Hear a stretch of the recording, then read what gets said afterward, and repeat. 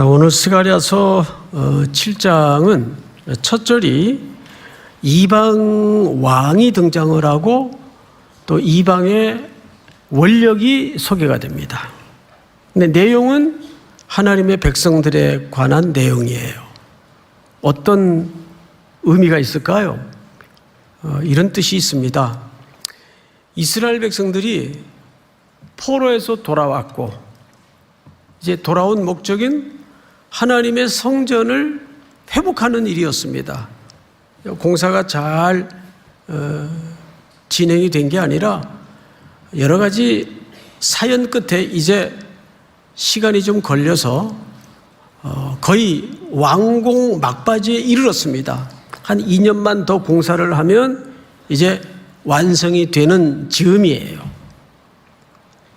그런데도 여전히 이스라엘 백성들은 이방의 영향력과 정치, 경제, 문화 모든 면에서 지배를 받고 있어. 그래서 여기 1절에 보면 다리오 왕 제4년 9째 달 곧 기슬레월 4일에 이렇게 표기가 되는 겁니다. 그러니까 이 연대기는 그냥 역사의 눈금식으로 연대기를 쓴 게 아니고 그들이 몸은 돌아왔고 돌아온 목적대로 성전에 눈에 보이는 건축은 막바지에 이르렀는데 여전히 열방의 강대국의 질서와 철학과 통치 아래 있다 그 뜻이에요. 그런데 그 뒤에 보니까 여호와의 말씀이 하나님의 사람 스가랴에게 임했다라고 붙어 있습니다. 이 또한 무슨 의미일까요? 간단합니다. 그럼에도 불구하고 역사의 주인과 시간의 주권자는 하나님께 있다는 뜻입니다. 그런 이해 속에서 다음 구절부터 봐야 돼요. 이런 두 의미가 1절에 녹아져 있는 거죠. 몸은 돌아왔고 성전은 거의 이제 회복 중에 있는데 여전히 그들의 삶을 지배하는 질서와 가치관은 이방의 문화와 정치와 경제의 속박 아래 있었다는 것을 넌지시 고발하면서 동시에 그럼에도 불구하고 역사와 시간의 주권자이신 하나님께서 이 백성들을 경영하시고 통치하신다. 자, 2절을 한번 보십시다. 2절. 그때에 베델 사람이 사레셀과 레겜멜렉과 그의 부하들을 보내어 여호와께 은혜를 구하고 그랬어요. 일단 태도로 보아서 이 태도는 굉장히 겸손하고 또 진실한 태도입니다. 근데 진실한 게 다가 아니에요. 항상 보면. 근데 이 사람들이 어디서 왔어요?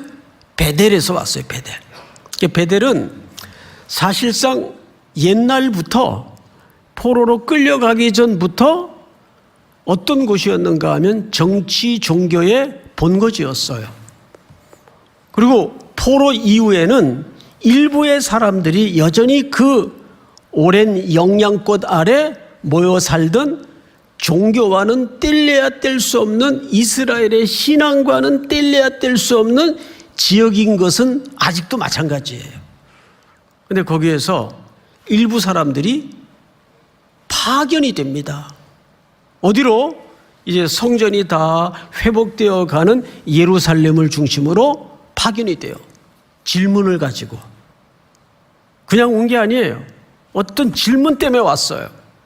자, 어떤 질문일까요? 3절. 만군의 여호와의 전에 있는 제사장들과 선지자들에게 물어 이르되, 자, 앞을 잠깐 보십시다. 이들이 와서 예루살렘의 성전 안에 있는 누구에게 물었어요? 제사장과 선지자들에게 물었어요. 이거 아주 중요한 역사의 큰 변화를 암시하고 있어요. 무슨 얘기냐 하면 제사장은 뭐 하는 사람들입니까? 제의를 진행하는 종교인들입니다. 선지자는 뭐 하는 사람들입니까? 하나님께로부터 메시지를 받아 제사장들을 포함하여 백성들에게 하나님의 뜻과 하나님의 말씀을 전달하고 가르치는 자입니다. 그런데 베델에서 온 사람들이 그들에게 물어요. 뭔가를 물어요. 이거는 어떤 역사적 변화를 암시하고 있는가 하면 남과 북이 하나로 통합되는 향후 미래적 상징을 담고 있어요. 성경 전체 맥락에서 보면 남유다와 북이스라엘이 하나를 열망하는 통합의 의미를 담고 있어요. 나중엔 그것이 누구 안에서 통일이 되죠? 그리스도 안에서 통일이 됩니다. 자, 그것은 오늘 중요한 초점은 아니에요. 이런 베델에서 예루살렘까지 찾아와 제사장에게 선지자에게 질문을 했다는 것은 그런 미래를 향한 통합의 열망을 담은 암시가 있구나. 이 정도로 이해를 하고 지나가십시다. 오늘 다룰 내용이 많으니까. 그러면 이들이 와서 도대체 뭘 질문을 했는가 하면 잘 보세요. 자, 3절. 선지자들에게 물어 이르되 내가 베델 사람들이죠. 여러 해 동안 행한 대로 뭔가 여러 해 동안 행한 뭐가 있었어요. 5월 중에 울며 근신하리이까. 우리가 수천 년 후에 이 글을 읽을 때는 뜬금없어 들려집니다. 이게 뭔 소리야? 그래서 우리는 조금 이 문장의 성경적 배경이 되는 본문을 살펴봐야 됩니다. 그래서 열왕기하 25장을 좀 띄워주실까요? 잘 보세요. 바벨론 왕 느부갓네살의 19째 해 5월 7일에 여기 몇 월로 표기되고 있어요? 5월입니다. 근데 오늘 여기 질문 속에 5월 중에 울며 근신하리이까 5월이 나와요. 이 5월이 아주 중요합니다. 자, 5월에 보시면 바벨론 왕 느부갓네살의 19째 5월 7일에 5월 달에 무슨 일이 있었어요. 과거에 70년 전에 바벨론 왕의 신복 시위대장 느부사라단이 예루살렘에 침략을 합니다. 바벨론 왕의 신복 하나가 명령을 받아서 예루살렘으로 공격을 해요. 9절 여호와의 성전과 왕궁을 불사르고 예루살렘의 모든 집을 귀인의 집까지 불살랐으며 시위대장에게 속한 갈대아 온 군대가 예루살렘 주의 성벽을 헐었으며 모든 귀족의 집들까지 다 태우고 성벽도 허물고 성전도 허물고 왕궁도 허물고 완전 초토화시킨 겁니다. 그 이후에 어떤 일을 했나 보세요. 11절 성중에 남아있는 백성과 바벨론 왕에게 항복한 자들과 무리 중 남은 자는 시위대장 느부사라단이 모두 사로잡아가고, 그러니까 전부 끌고 간 거, 이때 포로들을 끌고 가고. 12절 다 같이 시작. 시위대장이 그 땅에 비천한 자를 남겨두어 포도원을 다스리는 자와 농부가 되게 하였더라. 네, 그 비천한 자들은 그냥 자기 살던 땅에 남겨두어서 농사를 짓게 했어요. 그러면 이 농작물도 나중에 사실 다 걷어갑니다. 얼마나 철저히 뼈까지 안 남기고 싹 먹어치운 겁니까? 이게 이스라엘 민족사에는 잊을 수 없고 잊혀지지 않는 치욕스러운 역사적 실제 사건입니다. 그래서 그들은 포로로 끌려가서 포로 기간 동안 70년 동안에 5월이 오면 절기를 정해서 우리 금식하자. 어떻게 우리가 그날을 잊을 수 있겠는가 해서 70년 동안을 제사를 지내고 예배를 드렸어요. 아주 절기화 시켜가지고. 우리도 역사 근현대사에 보면 그런 날들이 몇 날 있죠? 그렇듯이. 자, 그런데 25절로 한번 건너가 보실까요? 자, 보시면 7월에 또 무슨 일이 있었어요. 7월에 왕족 엘리사마의 손자 느다니아의 아들 이스마엘이 부하 10명을 거느리고 와서 그달리아를 쳐서 죽이고, 그달리아가 나옵니다. 이 사람은 남겨진 유다 백성들을 다스리도록 바벨론에서 지칭한 유다 총독이었어요. 지도자였어요. 그달리아를 쳐서 또 죽입니다. 또 그와 함께 미스바에 있는 유다 사람과 갈대아 사람을 죽인지라. 그러니까 이스라엘 사람들이면 기억 속에 5월과 7월을 잊을 수가 없어요. 그래서 이들이 포로로 끌려간 동안에 70년 동안을 5월과 7월에 금식일을 만들어 가지고 절기를 지킨 거예요. 자, 근데 이제 아까 말씀드린 대로 이미 그들이 포로에서 돌아오기 시작했고 1차 포로가 돌아와서 또 성전 재건을 시작해서 성전 재건도 거의 다 이제 한 2년 정도 더 뚝딱거리고 공사를 하면 마무리 단계에 있어요. 그때 베델의 일부가 예루살렘으로 찾아와서 질문을 한 거예요. 그 질문이 뭐냐면 간단해요.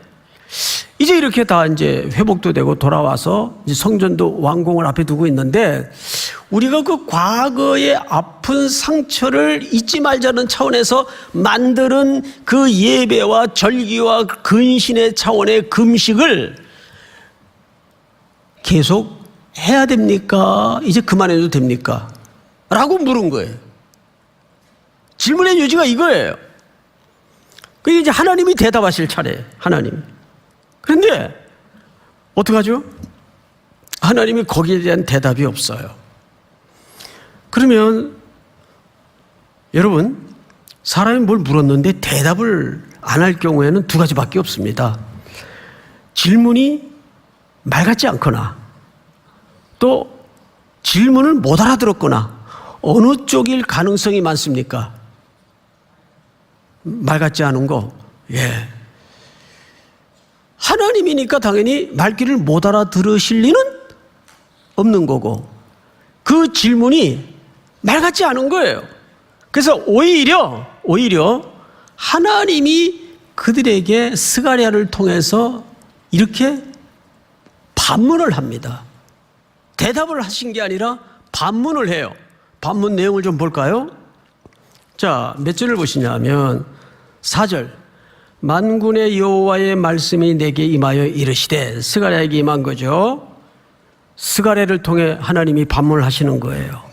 베델 사람들에게 온 땅의 백성과 제사장들에게 이르라. 자, 앞을 보십시오. 정작 이 질문은 베델 사람들에게 해야 되는데 그 대상이 확대가 됐어요. 온 땅의 백성과 제사장들에게 이르라. 그러니까 이 말은 그 시대에 현존했던 그 질문을 가지고 온 베델 사람들에게만 해당하는 질문이 아니라 오고 오는 하나님의 백성들에게 묻는 질문이다, 그 말이에요. 오늘은 저와 여러분들에게 지금 묻는 질문이에요. 온 땅의 백성들과 제사장들아, 여러분들이 왕 같은 제사장 아닙니까? 들어라. 그러니까 베델 사람들에서 대상이 확대가 돼 있어요, 지금 범주가. 그리고 이렇게 얘기하십니다.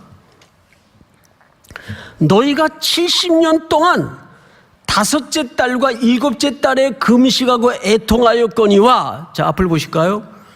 아까도 열왕기하 25장에서 확인해 봤듯이 다섯째 달과 일곱째 달에 무슨 일이 있었나요?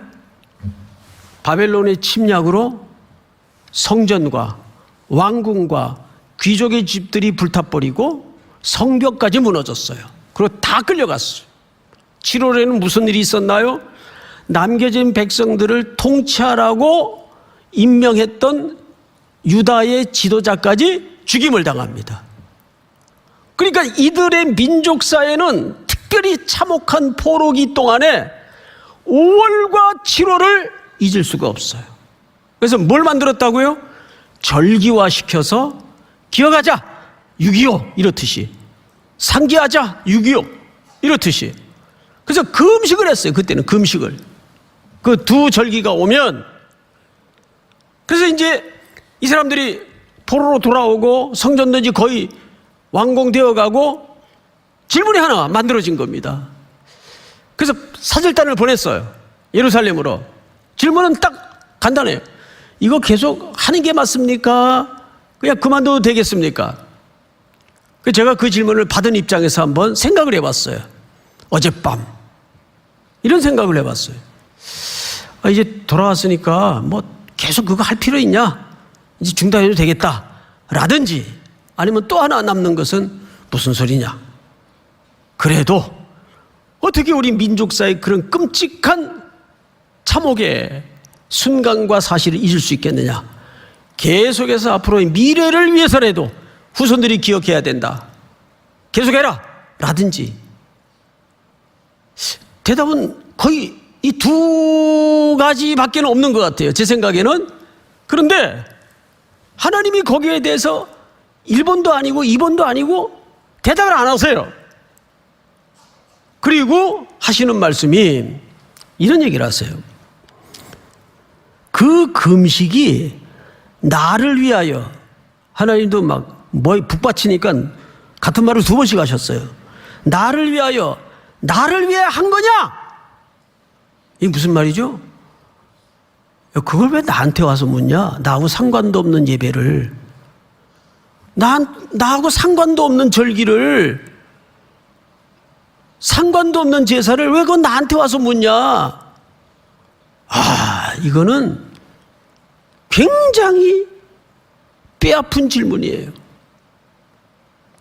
그걸 오늘 우리에게 지금 하고 있다고요. 수없이 성전 뜰락을 밟으면서 예물을 드리고 예배를 드리는데, 정말 그건 나를 위해서 한 거 맞냐? 왜 나하고 상관도 없는 예배를, 나하고 아무 의미도 없는 예배를 뭐 한다고 나한테 와서 그 멀리까지 와서 질문을 하냐? 그 말이에요. 얼마나 뼈 때리는 질문입니까? 그러면서 하나님이 이런 얘기를 해요.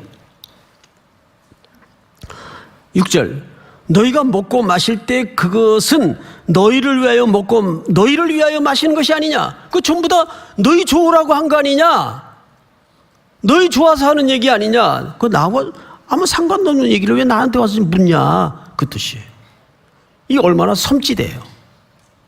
그러면서 하나님이 작심하고 7절 전체 한번 같이 읽어볼까요? 시작. 후에 백성이 평온히 거주하며 남방과 평온의 사람이 거주할 때 여호와가 옛 선지자들을 통하여 외친 말씀이 있지 않으냐 하시니라. 네, 무슨 얘기냐 하면, 내가 너희들이 포로로 끌려가기 전 사방 고을을 평온케 했고 잘 먹고 널널하게 잘 살았을 때 아무 염려 걱정, 무릉도원에서 기와요초 만발한 곳에서 잘 먹고 잘 살 때 내가 끊임없이 선지자들을 보내 한 말씀을 너희가 기억하지 못하느냐? 그러면서 스가랴에게 그때 수없이 선지자들을 보내서 그들을 일깨우기를 간절히 목말라 했던 하나님의 말씀을 다시 기억하도록 다시 들려줍니다. 그게 8절부터예요. 간단하게 한번 볼까요? 8절. 여호와의 말씀이 스가랴에게 임하여 이르시되 만군의 여호와가 이같이 말하여 이르시기를 너희는 진실한 재판을 행하며, 자, 진실한 재판이라는 것은 무슨 뜻인가 하면 사회 관계 속에서, 대인 관계 속에서 하나님의 공의를 세우고 하나님의 정의를 세우고 하나님의 뜻을 세우는 거예요. 그걸 신실한 재판이라고 묘사를 했어요. 두 번째, 서로 인애와 긍휼을 베풀며, 여러분, 인애와 긍휼이라는 것은 성경에서 하나님의 성품을 소개하는 가장 압축된 단어예요. 이것은 하나님의 언약 백성들에게 관련된 하나님의 성품을 가장 잘 드러내는 단어가 인애와 긍휼입니다. 이게 전부 헤세드예요. 자, 그런데 세 번째 잘 보세요. 그게 어떻게 나타나야 되느냐? 과부와 고아와 나그네와 궁핍한 자를 압제하지 말며. 자, 이게 무슨 얘기예요? 지금 세상은 노골적으로 이렇게 하는 사람들은 많지 않아요. 그런데 실질적으로, 구조적으로, 정서적으로 이런 약자들에 대해서 국가의 철학이 빈곤할 때 일어나는 이 소외된 자들의 피눈물이 얼마나 많은지 알아요? 이게 시스템적으로 일어나고, 제가 비행기 안에서 본 영화인데 그 뇌진탕이라는, 영어로 컨커전이라는 영화예요. 근데 이게 뇌진탕이라는 뜻이에요. 미국 풋볼 선수들이 이상하게 젊을 나이에 40대 초반에 30대 심지어는 후반에 이상한 병에 걸려가지고 자꾸 죽는 통계가 어느 흑인 의사, 그 사람도 이민자예요. 사회적 약자예요. 그런데도 그 의사의 말을 무시해요. 그래서 끝까지 그것을 구조적으로 밝히는 거예요. 근데 거기에는 어마어마한 돈이 왔다 갔다 하기 때문에 그런 발표를 가진 제도와 억압을 통해서 틀어막죠. 긴 세월을 통해서 밝혀냅니다. 그 젊은 나이에 그 풋볼 미식 축구 선수들이 왜 그렇게 끔찍한 병으로 죽어가는가?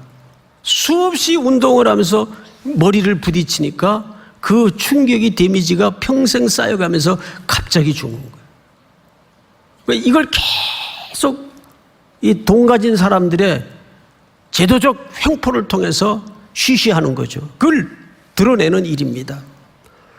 그러니까 이 사회는 돈의 원리와 경제의 논리에 따라서 이런 것들이 있는 사람들에게는 더 머니가 많이 몰려가게 돼 있고, 없는 사람들은 게을르거나 머리가 나빠서가 아니라 죽었다 펄펄 뛰어도 안 되는 구조에 걸려 있을 때 좌절하는 거죠. 젊은이들이 좌절을 하고. 그러니까 이 시대에도 있는 사람들은 자기네들의 안식일을 지켜요. 그런데 약자들을 돈이라는 매력에 미끼를 끼워서 그들을 안식일 날 밭으로 논으로 내몹니다. 그리고 자기들은 형식적으로 안식일을 지켜요. 나 일 안 한다. 근데 돈으로 다 일을 시켜가지고 땅을 쉬지 못하게 만들어요. 그러니까 하나님이 뭐라고 얘기를 하냐면, 내가 내 땅을 쉬도록 하기 위해서 이 이스라엘 포로들을 70년 동안 바벨론 땅에다 집어넣었다 그래. 그래서 내 땅을 쉬게 하겠다. 이게 하나님의 거대한 역사적 응징이죠. 그래서 그들이 70년 동안 포로 생활되는 겁니다. 그러니까 이런 것들은 지키지 않으면서 너희들이 가지고 온 그 질문이라고 지금 하고 있냐? 예? 그걸 수백 번 한들 안 한들 그건 큰 의미가 없다. 뭐가 진짜 의미가 있는 거냐? 이런 하나님의 공의와 정의와 하나님의 긍휼과 인애가 공동체 안에서 하나님의 성품이 드러나고 있는가? 여러분, 개인적인 성숙도 필요하지만 이 공동체적인 하나님의 성품이 드러나는 게 얼마나 중요한지를 몰라요. 삼일교회 하면 이 지역사회나 이 시대 속에서 어떻게 비춰질까요? 어떻게 비춰질까요? 어떻게 기억이 될까요? 훅 그냥 스케치하듯 지나가는 느낌이라도, 그 교회가 있어서 이 지역이 진짜 복이다. 이게 나와야 된다고요. 이게. 어제 뉴스를 보다가 뭐 이렇게 끝까지는 못 봤어요. 교회 오느라고 흘낏 보다가 나왔는데, 그 24시 마트 같은 데서 1,000원짜리 도시락이 줄을 서고 학생들에게 인기래요. 근데 동네가 어서 많이 보던 동네예요. 그렇게 숙대 앞이더라고요. 알고 봤더니 숙대생들 중에 요즘 누가 생각하기를 학생들이 한 끼 식사 때문에 어려움을 당한다고 생각을 했겠어요. 근데 실제 어려운 학생들이 많더라고요. 요즘 10,000원짜리 들고 나가서 뭐 웬만한 거 먹기 힘들어요. 지금 몇 명이 먹으려면 그저 4, 5만 원은 훅 나가야 됩니다. 그러면 젊은 친구들이 그 돈이 작은 돈이 아니란 말이에요. 여러분 1점 몇 평짜리 그 고시원 룸에서 한번 누워본 적 있어요? 의자에 앉아가지고 누우면 바로 침대예요. 그 1.2평짜리인가 7평짜리인가인데, 그리고 몸 일으키면 앞에 책상이에요. 싼 거는 창문도 없어요. 한 달에 뭐 20만 원짜리 이런 방은 창문도 없어요. 그리고 무슨 시설이 있어요? 전부 화장실이고 뭐 같이 써야 되는데. 근데 시골에서 수험 공부 때문에, 고시 공부 때문에 올라와가지고 거기서 어쨌든 6개월, 1년은 단기적으로 버텨내야 됩니다. 그러면 기껏 30만 원 받아가지고 뭐 할 게 없어요. 그러니까 한 끼 먹는 게 쉬운 게 아니라고요. 그래서 그 아이들을 새벽에 밥을 먹이기 시작했어요. 새벽에 한 300명 정도. 그러니까 그 한 끼를 절약하는 게 어마어마한 거예요, 이 친구들한테는. 이게 소문이 나가지고 시험 붙어서 학교 간 선배들이 후원금을 보내기 시작합니다. 해외에서, 국내에서, 지방에서 학교 선생님 된 분들이. 그 나중에는 교회 재정을 끊고도 충분히 충당이 가능해서 딱 어느 교회 하면 청년들 새벽에 밥 먹이는 교회, 이게 이미지가 된 거예요. 이게 누구의 성품이 드러나는 거죠? 교회 공동체를 통해서 하나님의 성품이 드러나는 겁니다. 그게 굉장히 이 시대에 지금 중요해요. 오늘 성경 말씀은 그 얘기를 하는 거예요. 야, 그 수백 번 예배드리고 금식하고 난리를 친들 그게 나하고 무슨 상관이 있는 일이냐? 이 사회 속에서 가난한 자들에게, 연약한 자들에게 하나님의 내 성품이 드러나야 될 거 아니냐? 웨스트민스터 신앙고백서의 첫 절이 뭐예요? 인간이 존재하는 목적이 뭐냐? 하나님께 영광을 돌리기 위해서. 우리 삼일교회 청년 공동체를 통해서 그런 게 드러나야 되지 않겠어요? 그리고 요즘이 아니고 우리 삼일교회 하면 이제 거리에 노숙인들이 이 지역에서는 그래도 서울역을 끼고 있으니까 삼일교회 때문에 그들이 굶진 않는다, 이런 말들이 조금씩 하나님의 스토리로 만들어지고 있습니다. 여러분들의 스토리가 교회의 스토리고 교회의 스토리가 하나님의 스토리가 돼야 돼요. 저희가 다음 주 추수감사절인데 이번에는 여러분들이 드리는 그 추수감사헌금을 2군데 흘려보내기로 결정을 했어요, 당회에서.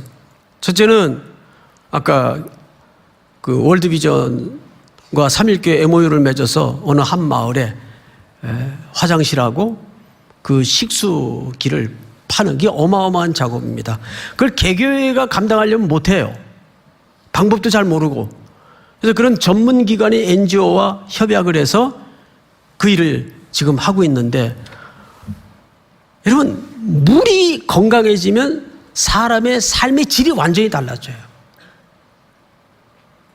세상에 어린 병든 딸을 데리고 물 기르러 100km가 넘는 길을 그 살인적인 햇살이 쪼이는 평원을 걸어가다가 거기서 죽은 모녀의 이야기는 정말 두고두고 가슴이 아파요.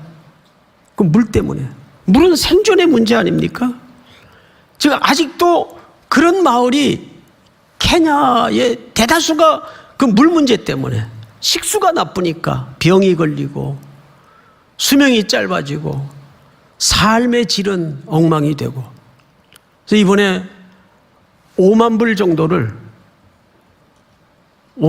정도를 케냐에 다시 한 마을을 우리가 감당하기 위해서 보내기로 당회가 결정을 해줬고, 또 한 군데는 저희가 몽골 선교를 매년 가지 않습니까? 몽골에 이제 선교 다녀오신 분들은 아시겠지만 그 숙소가 참 척박합니다. 위험도 하고. 근데 마침 협력하던 선교사님이 그 어려운 교회, 원주민 교회를 하시는데 그 우리나라로 치면 강남 정도 지역에다가 아직은 거기 벌판이에요. 이 땅을 어떻게 구입을 하셨어요. 그리고 거기다 지금 선교관을 지어서 우리 대원들이 가면 숙소 문제까지 해결할 수 있도록 이제 교회 겸 선교센터를 짓고 있는데 매번 사진을 보내는데 사진이 늘 똑같아요. 땅만 파놓고 있어요. 땅만. 움푹하게. 내년 봄 완공을 예정으로 하고 있는데 어쨌든 이번에 이 두 군데로, 그래서 거기에는 저희가 1억 정도를 헌금하기로 당회가 결정을 해줬어요. 일부에서는 그럴 수 있죠. 지금 그라운드 3일도 지금 허걱대는 바당에 그거 좀 몇 년 뒀다 하면 안 됩니까? 안 됩니다. 그건 그거고, 이거는 사실 생활 문제가 아니라 생존의 문제예요. 먹는 거, 물 문제, 이거는 양보할 수 있는 문제도 아니고 뒤로 미룰 수 있는 문제도 아니에요. 또 건축이라는 건 시기적으로 이게 적절성이 있지 않습니까? 결국 이 얘기 하려고 그랬구만. 맞아요. 예. 우리가 이런 나눔과 헌신을 통해서 특별히 오늘 말씀하신 것처럼 사회적 약자에 대한 나눔의 순종을 통해서 이 과정 속에 하나님의 성품이 드러날 수 있도록 믿습니까? 이 일에 여러분 작은 손이라도 상관없이 함께 뜻과 마음을 모아주시면 감사하겠습니다.